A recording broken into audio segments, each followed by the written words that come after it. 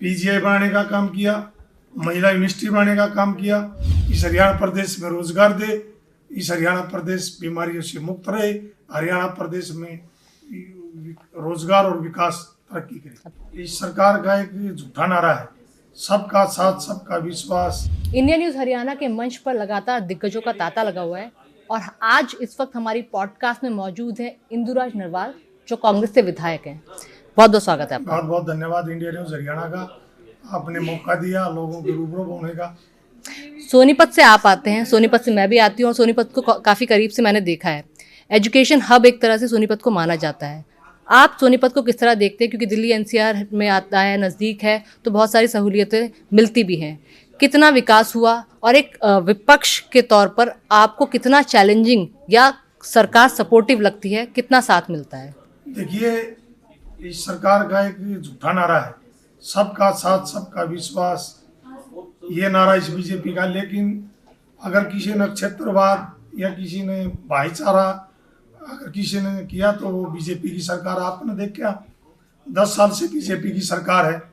आपने सोनीपत का जिक्र किया जिले का, मगर जिले की बात करूँ तो बीजेपी की सरकार ने सोनीपत में कोई भी एक काम करवाने का भी काम नहीं किया।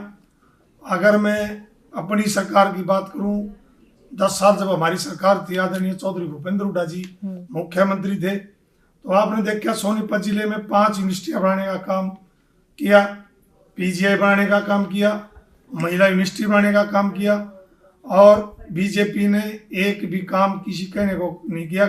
हाँ, एक काम जरूर बीजेपी की सरकार ने किया कि सोनीपत जिले के लाठजोड़ी गांव में बहुत बड़ी रेल कोच फैक्ट्री आनी थी और उसका सारा काम हो गया था, तकरीबन फाइनल पे थी।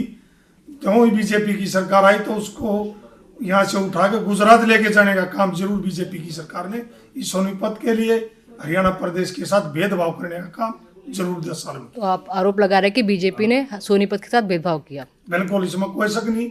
सोनीपत के साथ बहुत बड़ा भेदभाव हुआ।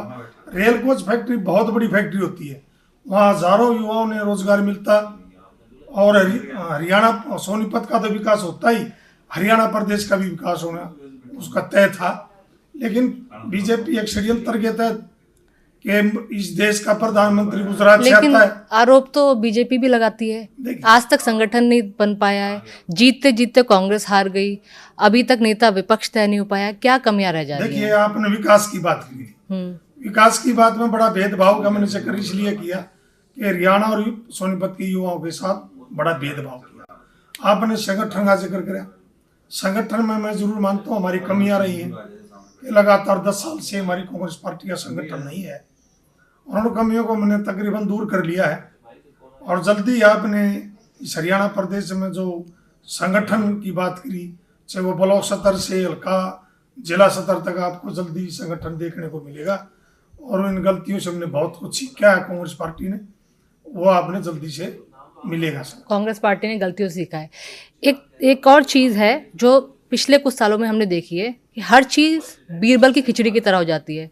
कांग्रेस की जब लिस्टें आती है उसमें देरी हो जाती है, और जब विधानसभा चुनाव के लिए भी लिस्टों का जिक्र होता है तो उसमें भी देरी हो जाती है। और अब जब 17 जिला अध्यक्षों की सूची जारी हुई है उस पर भी देरी ही हुई थी, और कई बार कहा जाता है कि उदयभान और हुड्डा साहब की उसमें मंजूरी भी नहीं थी। क्या कमियां रह जा रही हैं, क्या वजह है? देखिए, ऐसी कोई कमी नहीं। आपने अंतरकलह का आरोप तो बीजेपी लगातार लगाती रही है। अगर अंतरकलह देखना तो आप बीजेपी में देखो, आज तो 100 दिन का दंड हो रहा है, बीजेपी सरकार हरियाणा प्रदेश में पीट रही है। अनिल विज से जाया पूछ लो, अनिल विज जी तो इनके मंत्री हैं। तो उनके लिए तो नायब सिंह सैनी ने भी मना कर दिया कि कोई दिक्कत की बात नहीं, हम सब साथ में हैं। वो नायब सिंह सैनी जी ने मना कर दिया, कोई दिक्कत नहीं है। लेकिन इस हरियाणा प्रदेश ने तमाशा देख लिया रोज। और अगर हमारी बात करोगे कांग्रेस की, मैंने तो पहले खुले मंच से आपके मंच से कहा, हमारी कमियां थी जो संगठन नहीं बना पाए, वो हमारी हमने कमी मानी है। हम बीजेपी की तरह नहीं कि इतनी बड़ी गुटबाजी कर कही है, सबसे ज्यादा तो बीजेपी में हरियाणा प्रदेश में दिख। तो कब तक? कहीं कैप्टन अभिमन्यु का गुट है, कहीं अनिल विज जी का गुट है, कहीं उसका बरवाड़ा जी का गुट है। फिर भी जीत का रेशियो तो बीजेपी का बढ़ता ही जा रहा ना। इस बार भी कांग्रेस जीतते जीतते हार गई। हर किसी को लग रहा था पूरे प्रदेश में हरियाणा की ही वेव थी, लेकिन नतीजा आया तब बीजेपी की सरकार बनी। देखिए और आप ये बताइए इंडिया न्यूज हरियाणा के मंच के पॉडकास्ट से कि कब तक नेता विपक्ष मिल सकता है राज्य में? बहुत जल्दी नेता विपक्ष आपको मिलेगा और कोई देरी नहीं। दिल्ली का चुनाव की बात रुके थे, ये तो फिर राहुल गांधी भी वो कहते हैं कि पहले महाराष्ट्र चुनाव तुरंत बाद आपको अब जल्दी देखने को मिलेगा कि नेता प्रतिपक्ष बहुत जल्दी फैसला हो जाएगा।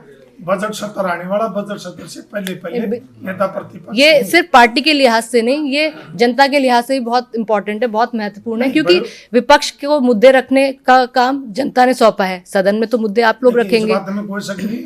बड़ा विपक्ष, हमारा जो मजबूत विपक्ष हरियाणा प्रदेश में पहली बार 37 विधायकों के साथ है और हमारी जिम्मेवारी है कि लोगों की जो बातें हैं वो भी सदन में, रोड पर कहीं भी हमारी उठाने की जिम्मेवारी है। वो बखूबी निभाएंगे, मजबूती से अपनी बात रखेंगे, लोगों की बात रखेंगे और मजबूती से अपने विपक्ष की जो बात होंगी, लोगों की, चाहे किसान की बात हो, मजदूर की बात हो, छोटे उद्योगपति की बात हो, युवा की बात हो, बेरोजगारी की बात हो, मजबूती से रखने का काम करेंगे। अच्छा, नायब सिंह सैनी साहब गिनाते कि हमने लाखों करोड़ों नौकरियां, सरकारी नौकरियां दे दी हैं। अभी हाल फिलहाल में डोंकी रूट वाला मामला बहुत गरमाया हुआ है। 104 भारतीयों को डिपोर्ट कर दिया गया, जिसमें 34 हरियाणा के थे लड़के, युवा। उनको बाकायदा जंजीरों से, इलीगल इमिग्रेशन था, इलीगल गए थे, तो उसी हिसाब का नतीजा हुआ। ऐसा नहीं, डिपॉजिट पहले भी हुए हैं। हाँ। मैं तो ये कहना चाह रहा हूँ आपके चैनल के माध्यम से, कहाँ गई नरेंद्र मोदी जी की ट्रंप की दोस्ती? क्या पहले कभी वापिस नहीं भेजे अमेरिकन? भेजे, लेकिन इतना दुर्व्यवहार नहीं किया कि पाँव में बेड़ी, हाथों में बेड़ी, पेटों में बेड़ी, उनको खाना तक नहीं खाने दिया गया। और बड़ा दुर्भाग्य है, इस हरियाणा प्रदेश का बीजेपी का अध्यक्ष स्वागत कर रहा है। नहीं, अरे कौन सी बात कर रहे हो आप स्वागत करते हो, उनको रोजगार दिया गया।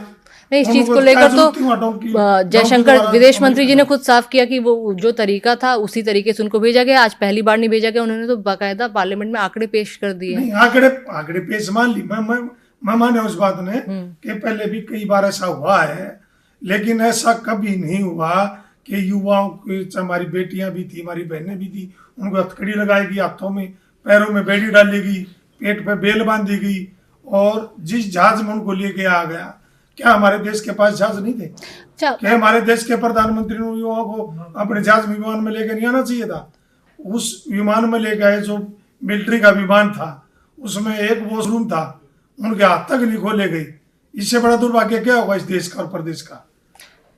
ये कहावत है, दूध दही का खाना देशों में देश हरियाणा ही बोलते हैं। एक तो हम स्पोर्ट्स की तरफ बढ़ रहे हैं और हमारा युवा मतलब सशक्त हो रहा है, एजुकेशन के लिहाज से देख लिया जाए, लेकिन ये क्या चक्कर है, 30, 35, 50 लाख रुपया खर्च करके युवा अब डोंकी रूट अपना कर जा रहे हैं। इससे तो यहाँ पर ही कोई व्यवसाय खोल लीजिए। नहीं, आपकी बात बहुत अच्छी बात है, लेकिन आपने देखा जब से बीजेपी की सत्ता आई, इससे पूरे देश की बात करें तो बेरोजगारी में सबसे नंबर 1 हरियाणा है।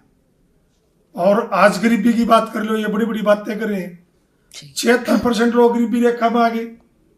तो लोगों, जब बच्चों, युवा को रोजगार नहीं मिलेगा, वो अपना जमीन बेची, किसी ने घर बेचा और डोंकी के द्वारा बेचारे वो अमेरिका गए। राहुल गांधी लगातार इसका मुद्दा उठा रहे हैं। अमेरिका गए और वहां से भी उनको बेचारों को हथकड़ी में बांध के वापिस यहाँ इंडिया में छोड़ा गया। और बीजेपी का अध्यक्ष को स्वागत की बात कर रहे हैं। ये मेरे को मजाक हंसी आती है कि ऐसी ऐसी सरकार, ऐसे ऐसे अध्यक्ष हैं कि उनको स्वागत, उनका दुर्भाग्य है हमारे प्रदेश का, जो युवाओं को ऐसे व्यवहार के करके वापिस देश लौटाएगा। उसका काउंटर तो सरकार तैयार कर रही है। ये बताइए, निकाय चुनाव के लिए कांग्रेस की क्या तैयारी है?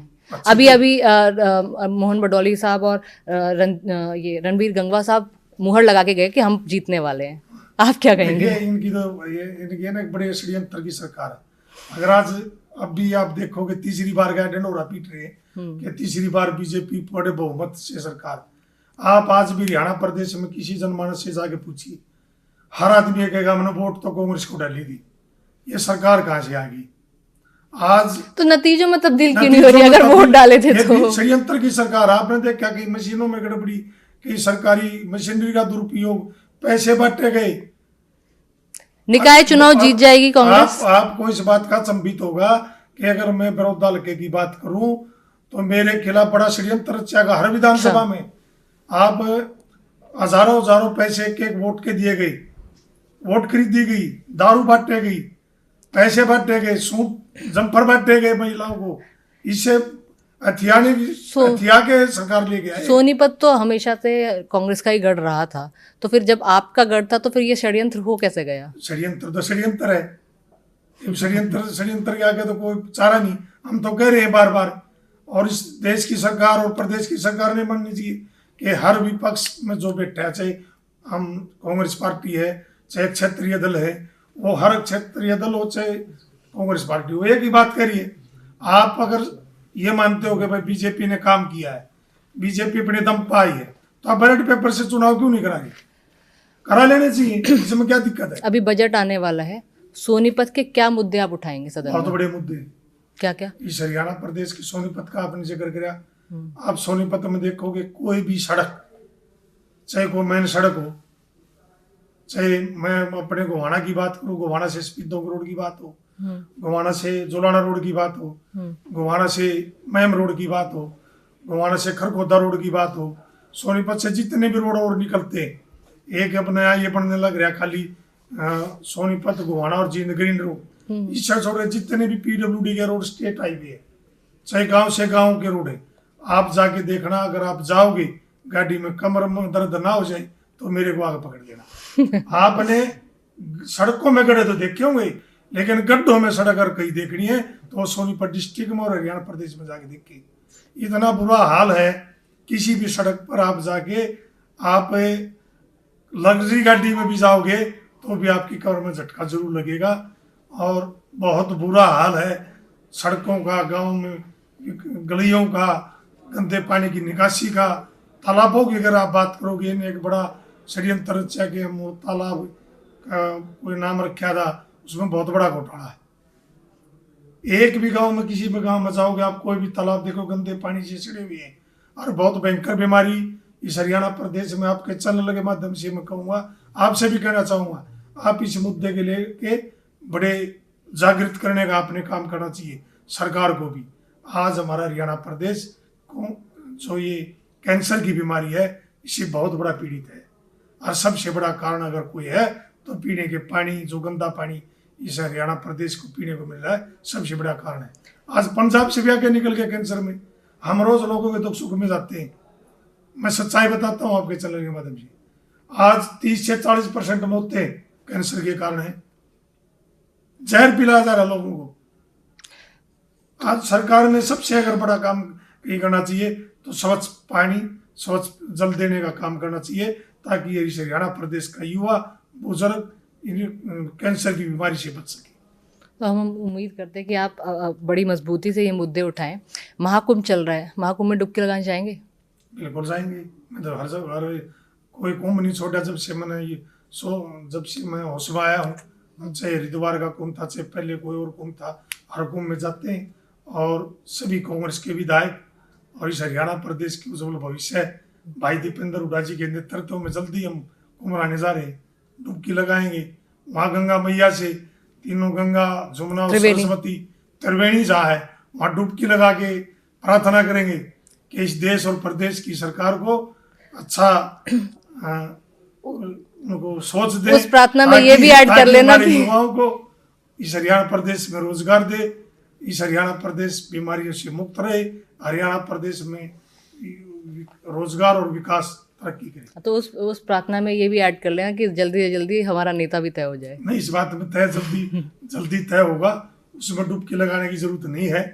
वो डुबकी लगाने की जरूरत जब होती है जब जहाँ अंधेर हो।